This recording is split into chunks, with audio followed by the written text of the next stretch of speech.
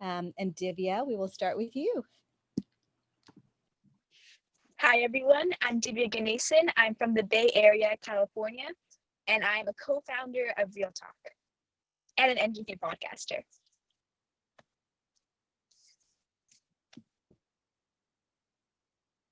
Inika, on to you.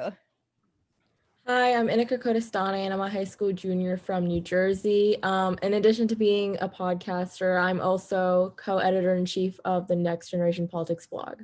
And I'm looking forward to today's conversation. Hi, my name is Madeline Mays, and I'm a high school sophomore from Brooklyn, New York. And I'm extremely passionate about developing a sense of community across kids, people in my generation, regardless of where they fall on the political spectrum.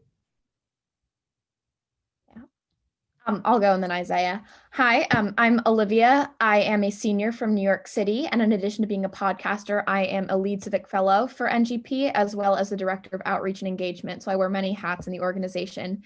And I'm really passionate about bridging partisan divides, which I think is really tied to the work you're doing on combating voter suppression and a lot of reform work. Hi, my name is Isaiah. I'm currently a senior at Benjamin Franklin High School, and like Olivia, I'm also a lead civic fellow for NGP, and I'm also in Y Vote. And I'm just interested to see how much more work we have to do to get to our goal in terms of voter turnout, and also the role that voter suppression plays in people's decision when they vote.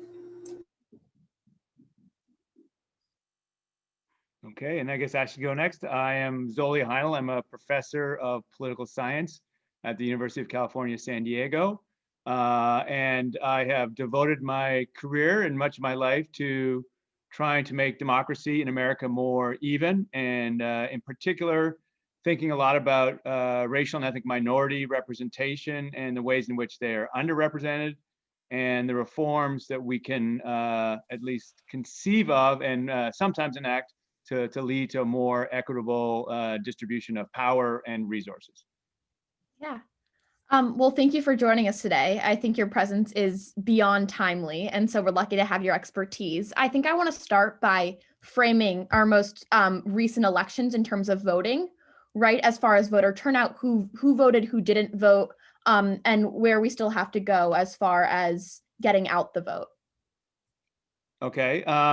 Yeah, and the results are still coming in. The figures, many are still to be tabulated, but in many ways, 2020 was a positive election in that a lot of Americans turned out. So it looks like, turnout, not only did we have record turnout, which is in some ways misleading because the population grows over time, but we also, it looks like we had extremely high rates of turnout in this election, which for someone who just wants broader participation, I think is a great thing. People were interested. People were, of course, stressed and worried, and that's also in part why they participated. And then, but I would say in terms of who participated and relative rates of participation, I would say, unfortunately, 2020 doesn't look like it'll be that different from previous elections. So we see that in many ways, the advantaged, wealthy, white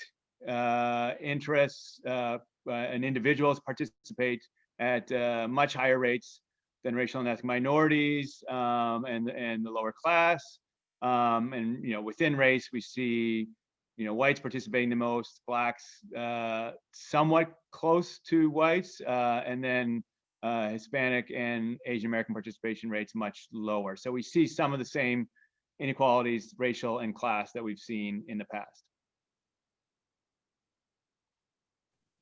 That was really helpful framing. I guess I had never thought about it as, obviously, as our population is growing, that would mean a higher voter turnout rate simply because we have more people. Another thing that I've been hearing a lot, both in the news, online, and on TV, is the fact that the most recent election has been polarized on educational bases. We see people who, with above a certain level of education, voting to one party and the others. And I know everyone here is super interested in political polarization with the mission of NGP. And I'm wondering, a lot of your work has connected to race and polarization. And I'm wondering, do you see that same pattern with race? And what is the intersection between our political polarization and like racial patterns in the US? Sure. I mean, I would actually say that while education absolutely makes a difference, the educational divides are in some ways overstated, right? So if we look at 2020, clear majority of whites voted on one side, and a clear majority of racial and ethnic minorities voted on other. Depending on whose estimate you're looking at 80+% of blacks on the Democratic side, 65-70% of Latinos and Asian Americans on the Democratic side. So that racial gap is the biggest demographic gap that we have in 2020 and that we typically have in American elections. When you start looking at class, education, and income, it matters. But it matters in sort of a subsidiary way. So if you look, for example, just at income, I actually don't know the numbers well from 2020, but it looks like the average Trump supporter was richer or wealthier or higher income than the average American, right? So there's a upward skew to his support. On the other hand, the typically the more educated American is somewhat more likely to vote Democratic than to vote Republican in 2020 and in previous elections. And then where education does seem to matter more is within the white population. So once you've taken into account race, more well-educated whites are a lot more likely to support a Democrat, in this case Biden, less well-educated whites more likely to support a Republican, in this case Trump. So and then I guess your question was sort of asking to what extent do race and class interact? And do you see this? So in a sense, do you see the same patterns across education within whites, blacks, Latinos, and Asian Americans? And I haven't seen those numbers broken down in 2020, but in past elections, you do sort of see the same thing. So more well-educated blacks, even more likely to vote Democrat than other blacks, and similar patterns for Latinos and Asian Americans. So education for all groups does seem to be moving us towards a more Democratic vote, in this case, an anti-Trump vote. And we could, of course, talk about all the reasons why we think that is the case, and there are lots of different interpretations. I find it really interesting to see the voter turnout on a class basis and on these different groups on that kind of basis. Which kind of brings me to my next question. What does the future of voter outreach look like, and what groups do you hope to see targeted for said outreach in the future? I hope to see everybody, outreach to everybody. I think, in a democracy, we should try to get as close to full participation as we possibly can. I actually think that institutional barriers are the easiest ones to overcome. So in general, we should make voting easier. But in terms of mobilization, I would like, obviously, parties to be and nonprofits to be trying to mobilize less consistent voters. So and to, if at all possible, to equalize turnout across groups. So yes, so mobilizing lower class, lower income Americans, mobilizing racial and ethnic minorities, groups that have traditionally been less involved in the political process. And as a political science scholar, I am mystified that the parties don't do more of that. We know, based on these really amazing experiments, that if you walk up to a person's door and you talk to them in person, their odds of participating grow quite significantly. And so we know mobilization works.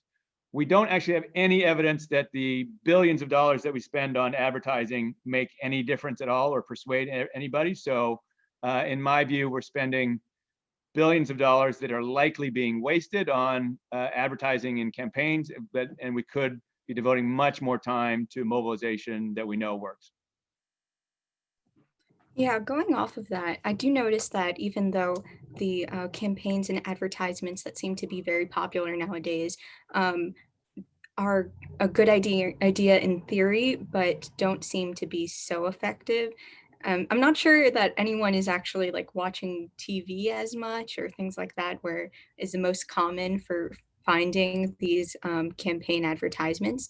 So I'm wondering if you think that motivation within voters will just increase and basically I feel like it could revolutionize voting after the 2020 election, because I think that most Americans just have these heightened emotions as a result of the election. I'm hoping that it causes an increase in voter turnout in local elections, but I'm not sure if that would be the case. So I'm wondering, from your expertise, if you think that that's a possibility.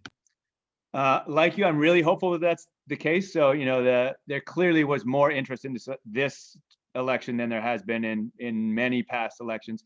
It clearly has led to higher turnout than typical.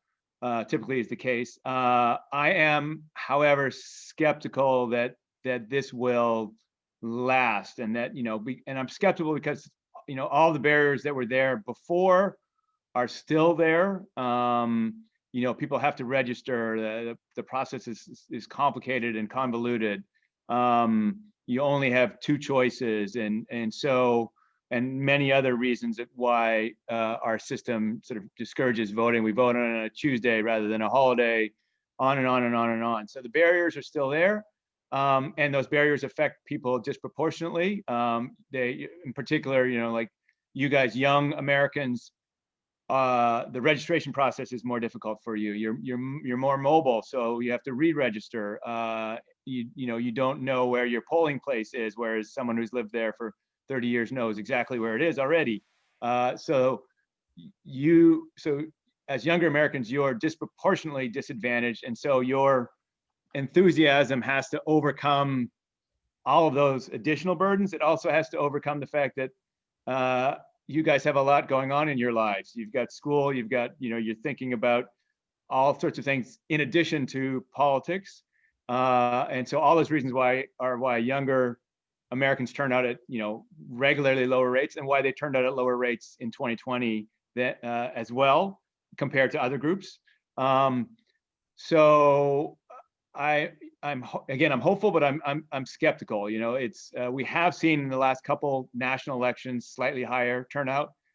In local elections, the longer term trend has actually been for the turnout to decline over time. So it's basically from the 1980s to well into the 2000s. Local voter turnout looks like it's been declining, and so enthusiasm and hope aside, I'm concerned about turnout in the future.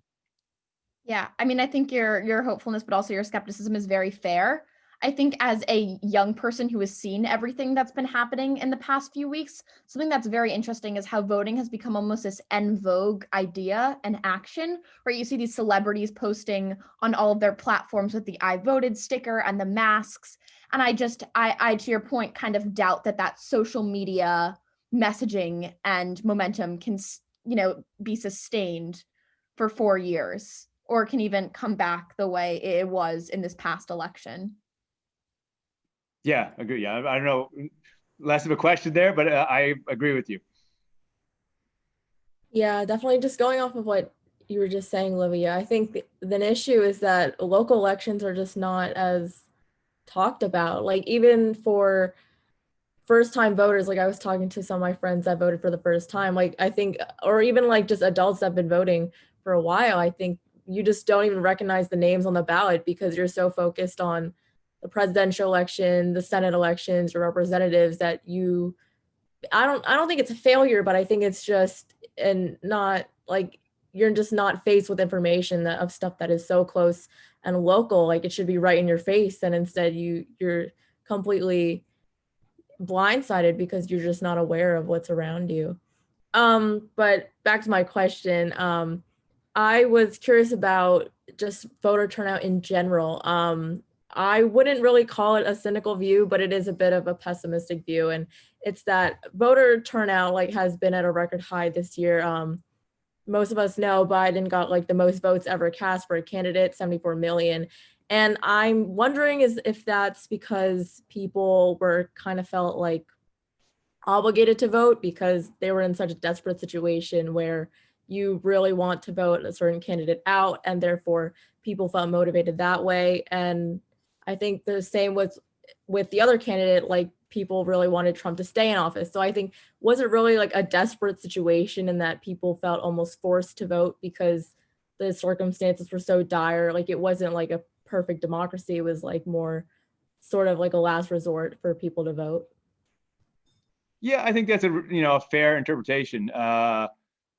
People were and still are in many senses scared about some really serious issues, some incredibly serious issues, right? The pandemic, the economic recession, for many Trump's behavior, the threat to American democracy, this total institutional decline. All these things are huge, and they're bigger than most issues that are on sort of the ballot or in people's minds in most elections. So yeah, again, I think the higher turnout in 2020 is great, and the motivation for that higher turnout is unfortunately problematic and probably not sustainable. Like we do not want to be in a period of crisis for the next 4 years or 8 years or through the next set of elections. We want people to vote because it's their civic duty, because they think it matters. We don't necessarily want people to vote because they're scared and concerned.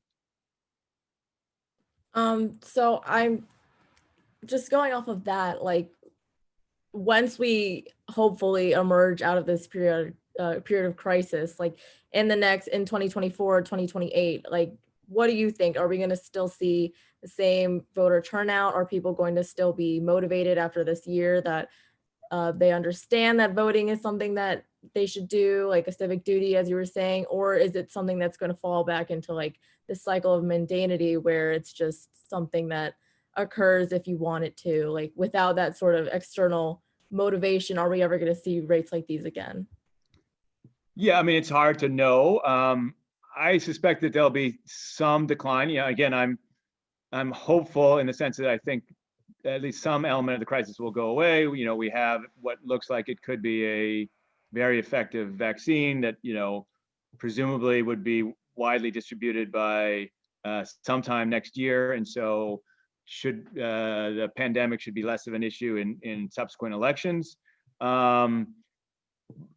Having said that, other issues will endure. America has great inequality, and there's very little sign that inequality economic inequality is declining. We also have really severe partisan polarization, and that is another big driver of participation. So those who feel strongly about their party or who feel strongly negatively about the other party are much more likely to participate and turn out. I don't see, despite even Biden's best efforts, I'm skeptical that level of polarization will diminish anytime in the near future. And so, I think that's another negative reason for high turnout, but I expect that to be driving relatively high turnout for some number of elections going forward. Yeah, I mean, much to our chagrin, but it is a reality. And I wanted to follow up on something you said prior about local elections, right? Which are extremely important and perhaps impact our everyday lives as much as the candidates we voted for on November 3rd or earlier, if people voted early. And wanted to phrase my question in the same title as your New York Times piece from 2018, which was fantastic. So to plug some of your work, but why do we think no one votes in local elections? And then what reforms can we put in place to kind of ensure that more people do it, or at least what messages can we proliferate to make people feel it is as important as it is? Okay. Well, finally, we're getting the good stuff. My research. No. Thank you for asking about it. Yeah. So, why does no one vote in local elections? Because it's for some of the reasons that were mentioned already. The media is not talking about it as much. It seems a little bit more distant, even though it's obviously much closer to us. We sort of know less about it. But one of the big reasons is we have designed our local elections to limit participation. So the progressive movement in the early part of the last century was concerned about immigrants and uneducated voters participating in local elections, and they thought the best way to reduce their participation and perhaps increase their own control over local elections was to decouple local elections from statewide and national elections. So they moved the dates of local elections to some random day and some random month and some random year. And what that means is if you want to vote in a local election, you specifically have to learn what the date of the local election is, because it's not necessarily a consistent date and it's different in different places. You have to learn what your polling place is for that election, and then you have to go through and vote specifically for that local election. And that can mean voting on one day in a city council race, on a different day in a school board race, and on a different day altogether for a special district election. So we're adding enormously to the burden of the individual who wants to vote in a city or local election. And we're doing so actually on purpose, and we're doing so on purpose to skew it in one direction. And so the one reform idea is to undo what was done in the early part of the last century and shift the timing of local elections to the same day as national elections. Unfortunately, we have a ton of data on this. Several states have mandated shifts. Lots of cities have shifted. Los Angeles, for example, voted on cycle, so same day as the presidential election on November 3rd. Their last local election voter turnout was 20% of eligible voters. The earlier reports are that turnout increased 400% for local elections in Los Angeles. And that's somewhere between 100%, 200%, 300%, 400% increase in turnout is what you get. So and at this point in time, about 70% of all local elections are held off cycle. So like a very ballpark figure is we could get 25 million more voters to the polls each year by switching to on cycle elections. And of course, but what makes this even more attractive, at least for me, and I think for many Americans, is it not only increases turnout, but it broadens turnout. So for you guys interested in younger people participating, in these off-cycle mayoral, city council type elections, younger voters participate at extraordinarily low rates. Americans over the age of 65 absolutely dominate these elections. But if you switch to on-cycle elections, we don't get rid of the entire age skew, but we get rid of most of the age skew. And so, if you think that younger Americans have something to say, and you care about what's going on in local democracy, then that's a reform should be really important to you.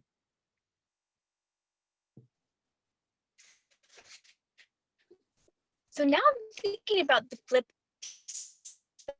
side of Olivia's question, which is, you've obviously told us that there's an age skew in local elections, and I've served on my local youth council for the last 2 or 3 years, and I've been to those city council meetings. Most of them are just about traffic, things that seem kind of more mundane, and I'm wondering, what would you tell, what element is getting youth to the polls, and the other element is getting youth engaged and excited to be voting in local elections? What would you say to youth to get them excited about that? What are the types of topics that would make them feel like this is important? I think that's a great question, and I'm not sure I have a great answer, but what you said is that when you go to these local council meetings and you hear the media talk about local elections, they're not talking about issues that are important to you guys, and they're not doing that because you're not involved and your votes, your voices don't matter because you're not voting, or many of you are not voting, right? So if there's other things that you really care about that are not being talked about, the best way to get politicians to pay heed to those is to actually participate, right? So pick your issue, whatever that may be, and if you think there are lots of younger Americans who also believe that issue to be important, then say, this is what's being ignored. Nobody talks about this. If we were involved, they'd have to talk about it. They'd have to be responsive to us. And so the your participation leads to local politics being more interesting. I mean, more broadly, I would say, like, the biggest power we have in a democracy is to ignore issues or interests, right? So non-decisions are fundamentally important. What are we ignoring? What are we not talking about? And you know, be it, say, gay rights before the 1980s or any number of issues, it requires people who are not part of the power to be active, to be involved, to be boisterous, to protest, and not just vote, to protest, raise issues, and then, you know, that doesn't mean that those issues will win out, but it means that we'll start to discuss them, and if, you know, the people who want those issues and care about those issues participate, they may actually win out, and we may radically change policy at the local level or the national level, regardless.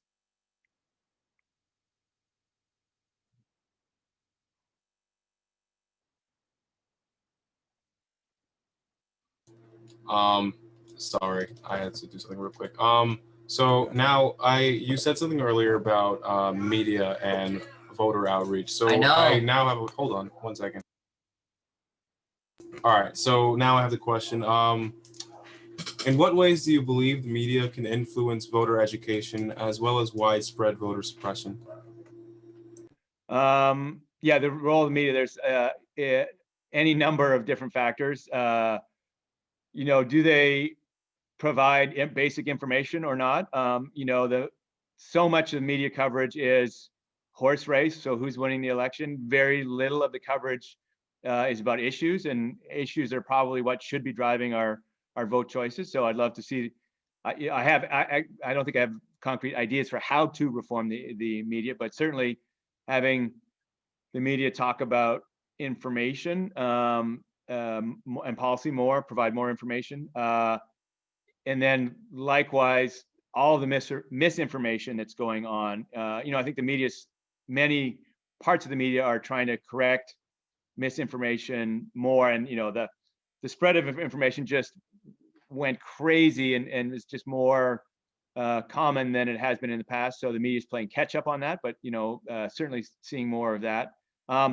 And then you know, one of the big problems with the media is the echo chambers that many of us live in, right? So if we're a conservative, we're very likely to be tuning into Fox, and online we're very likely to be looking at sites and podcasts and any number of places where our own views are just being put forward back at us. And then when we start looking at other forms of social media and the Googles and the Facebooks, and it looks like what, you know, they're trying to get more clicks, and what they're doing is putting forward more and more extreme, salacious stuff that gets more and more clicks. And so that may be making us not just hearing what we want to hear, but making us even more extreme than we would otherwise be. So there's providing information in general, and then there's trying to match up and get cross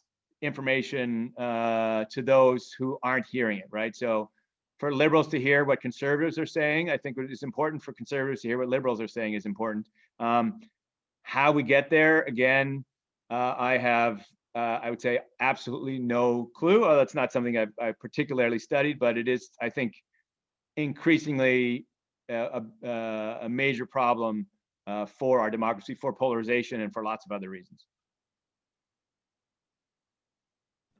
So I think we should start closing now, but just like you were mentioning before, you had like ideas for reform, and obviously our voting system is currently pretty flawed. So just could you like enlighten us in how we could possibly improve our systems, especially for us, since we'll be voting soon if we haven't started that already? Sure. Yeah. I mean, you know, anything along the lines of making voting easier. So automatic registration, right? So when you get your driver's license, you're automatically registered, for example. I think more states could do that.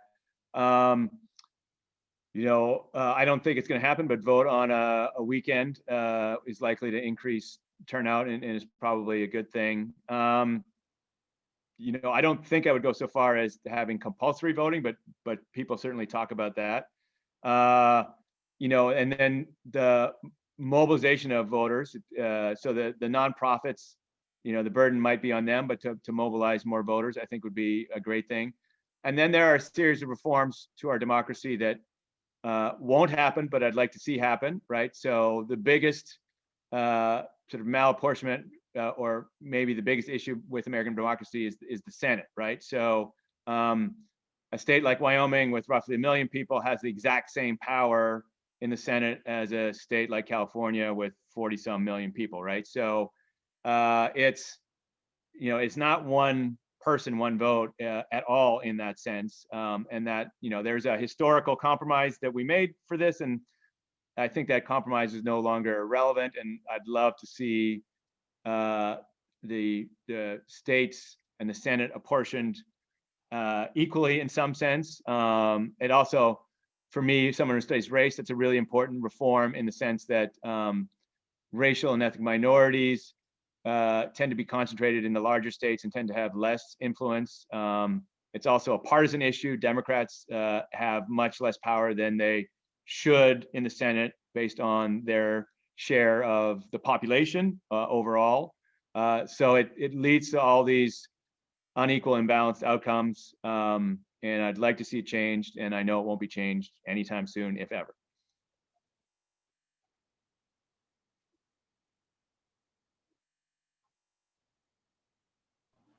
Any final questions for Zoli? Or we can give Zoli a moment to, if he wants to ask any questions to any of you. You could have a final question, Zoli. There's nothing burning from our Sure, podcast. yeah.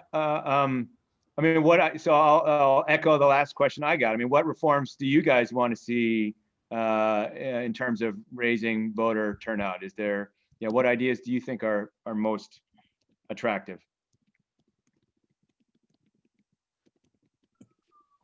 Well, personally, I like to focus more on youth and what we can do before we turn 18. Personally, I'm not a fan of lowering the voter age, but I do think that there should be more opportunities for youth to be engaged in other ways, whether that be any sort of youth censuses. I know that there are a few, but perhaps like a more larger scale one that would perhaps increase youth engagement in politics, and hopefully that would cause them to not be so scared and overwhelmed by it all, so that once they turn 18, they're prepared to be immersed into that voter culture. So something like that, some sort of opportunity for children, for teens, I think would just help them to become lifetime voters that we aspire to have in our country. So I believe that first there should be voter education within schools. That's very fundamental. And also we should be reaching out to young people at like a young age. And the third one would be to provide incentives to vote at an early age as well, because I know a lot of times teenagers, speaking from personal experience, obviously, we have a really hard time connecting to what actually matters and what's relevant. And sometimes what's relevant to somebody who's older won't be relevant to us. So maybe if perhaps we would be we would be told that we can make a difference in different things that we care about. Like I know racial injustice is very prominent among Gen Zers and other domestic issues, then that would heavily increase voter turnout. Isaiah, I think you said it perfectly. I think something really specifically that I've been interested in as years, like I'm a senior. Divya, sorry to cut you off. Divya, some of these institutional barriers, like voter ID laws, that make it extremely confusing for college students to understand how and where they can vote. Divya, could we actually, you got cut off. It was the sound quality wasn't good enough for the podcast. Can you maybe like shut off your video and try again to frame that question? Because it's or comment, it's a very good one.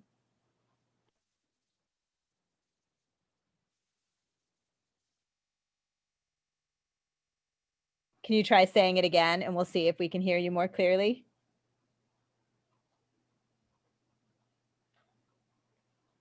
We can't hear you. Hello? Okay, Hello? I think it's better. Inika, why Is it don't we better? go to, okay, sorry. Yes, try again, Divya. Is it better now? Yes. Sorry about that. No Um, problem.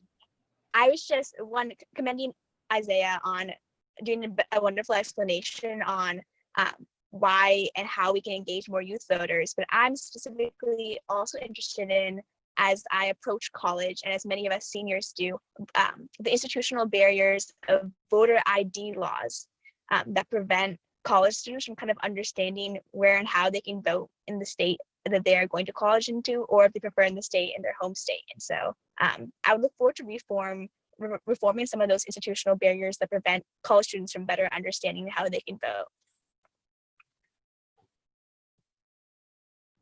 For me, I also just agreed with automatic voter registration. I was working with the League of Women Voters this year, and like we were posting stuff about how to get registered, and I realized just how like freaking complicated it is to actually like register, let alone vote.